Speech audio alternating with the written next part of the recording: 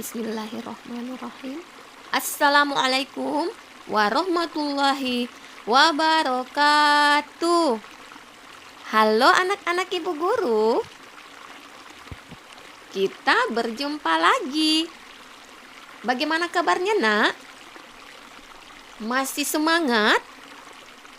Pasti masih semangat. Apalagi belajarnya ditemani ayah dan bunda. Nah, kali ini kita akan belajar di tema baru, yaitu air, udara, dan api. Dengan subtema air.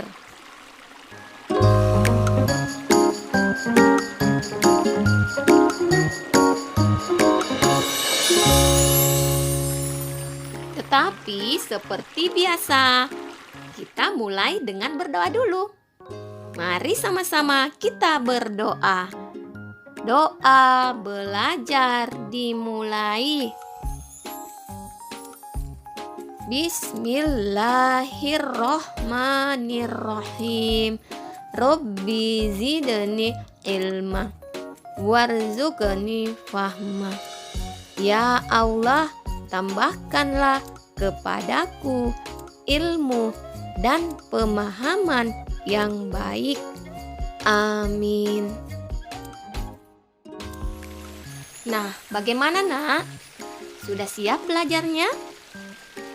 Sekarang, duduk yang manis. Dengarkan ibu guru.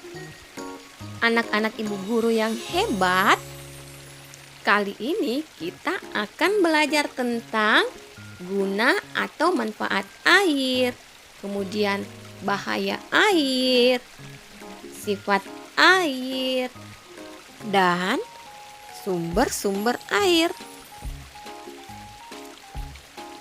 Air adalah ciptaan Allah yang dibutuhkan oleh semua makhluk hidup, seperti manusia,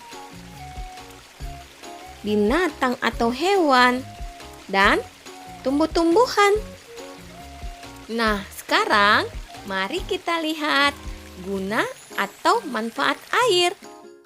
Yang pertama, untuk diminum.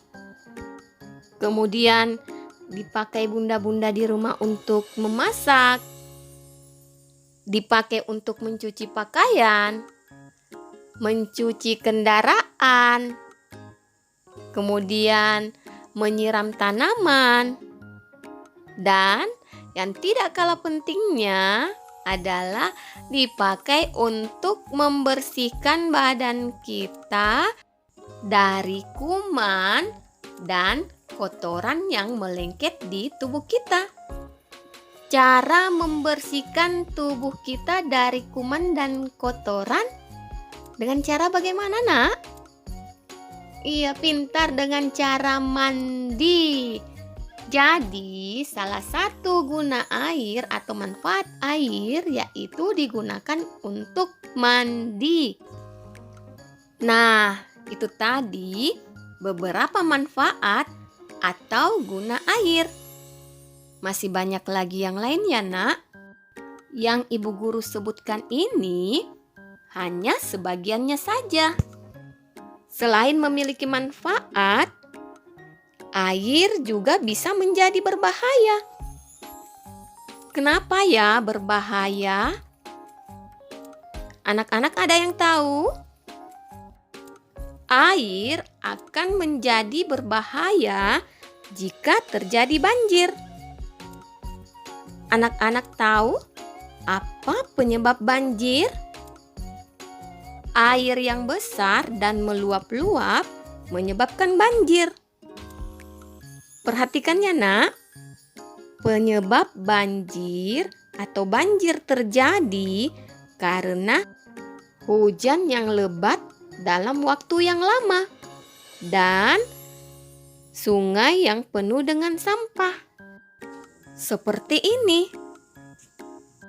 Jadi, kita tidak boleh membuang sampah sembarangan ya, Nak. Apalagi membuang sampah ke sungai. Karena bisa terjadi banjir. Bahaya berikutnya adalah kekurangan air. Air yang terlalu sedikit menyebabkan kekurangan air. Kekurangan air biasanya terjadi karena kemarau yang berkepanjangan. Bahaya air berikutnya adalah air limbah. Perhatikan air ini, Nak. Warnanya sudah berubah. Air ini sudah tercemar oleh limbah atau sampah. Air yang tercemar tidak bisa dimasak atau diminum karena berbahaya.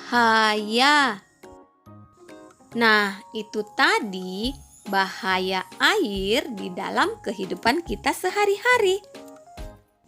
Nah, sekarang kita lihat lagi sifat air. Sifat air mengalir dari suatu tempat tinggi ke tempat rendah dan ke segala arah. Seperti ini. Mengalir ke tempat yang lebih rendah dan ke segala arah yang bisa dijangkau oleh air. Nah, sekarang kita lihat lagi jenis air. Air terbagi dua jenis. Ada air jernih yang zatnya tidak berwarna seperti ini. Ini adalah air jernih. Kemudian ada air keruh. Ini adalah air keruh. Perhatikan ya, Nak. Sudah? Nah, sekarang kita lanjut lagi. Sumber-sumber air. Perhatikan ya, Nak. Sumber air adalah tempat air yang terdapat di atas ataupun di bawah permukaan tanah. Nah, sumber-sumber air berguna untuk manusia dan makhluk hidup lainnya. Perhatikan ya, Nak. Ibu guru mau tunjukkan sumber-sumber air. Yang pertama, ini adalah Pintar air laut. Sumber air yang pertama adalah air laut. Air laut adalah kumpulan air yang menutupi permukaan tanah yang luas dan mengandung garam. Jadi, bagaimana rasa air laut ya? Ya, pintar, asin. Rasa air laut asin karena mengandung garam.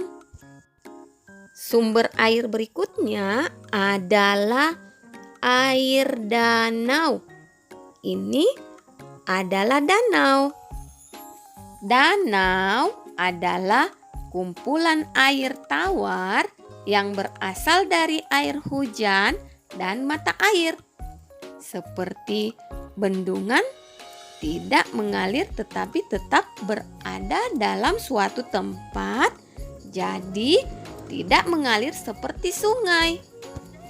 Berikutnya adalah yang paling banyak anak-anak temukan. Apa ya? Iya, air hujan. Ini adalah air hujan.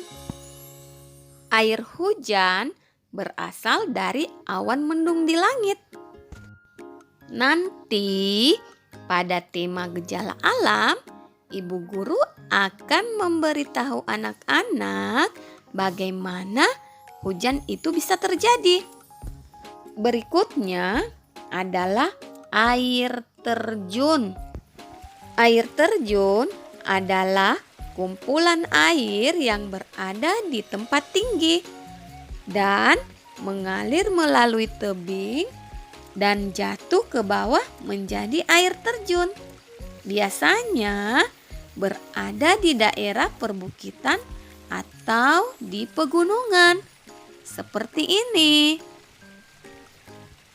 Berikutnya adalah air sungai.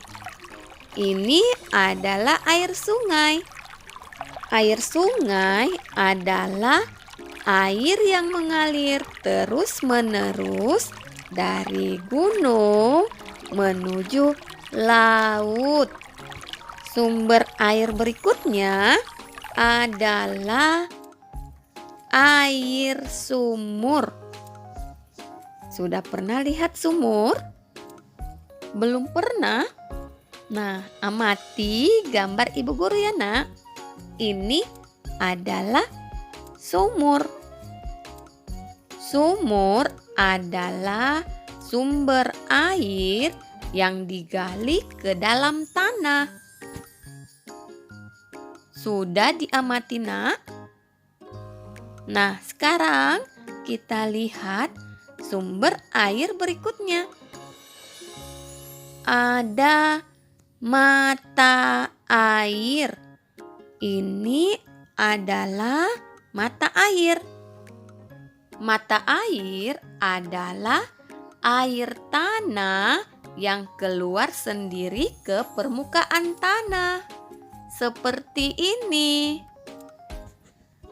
Nah, itu tadi beberapa sumber air. Ibu guru berharap semoga anak-anak bisa paham dan ingat dengan yang ibu guru jelaskan tadi tentang guna atau manfaat air, kemudian bahaya air, sifat air, dan sumber-sumber air. Jika belum paham, anak-anak bisa menonton kembali videonya ya nak. Nah, sekarang waktunya ibu guru pamit. Jaga kesehatan dan tetap semangat ya nak. Sampai jumpa lagi. Assalamualaikum warahmatullahi wabarakatuh.